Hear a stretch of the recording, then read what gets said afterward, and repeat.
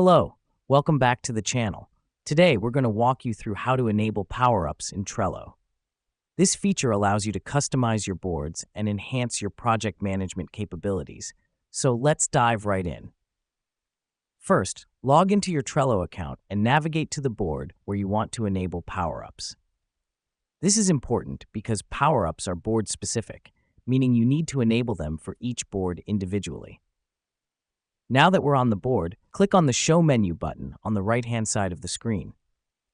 The reason we do this is to reveal some hidden options, including the Power-Ups button. Next up, click on the Power-Ups button. This brings up the Power-Ups directory, where you'll find a list of all the available power-ups, grouped by categories such as marketing or productivity. This helps us because we can search and filter through power-ups based on our specific needs. Once you've found a power-up you'd like to enable, click on the Add button next to it. A pop-up window will appear, confirming that you want to add this power-up to your board. Click Add again to confirm. Now you might be wondering, why do we need to confirm twice?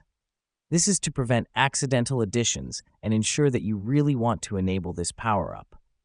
Finally, the power-up will be added to your board and will appear in the Enabled section in the Power-Ups menu. The practicality of this step is that you can always check the Enabled section to see what power-ups you've activated on your board and manage them as needed. And there you have it. You've just enabled a power-up in Trello.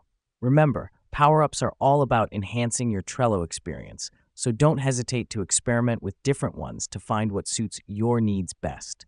Thank you for watching, and we'll see you in the next video.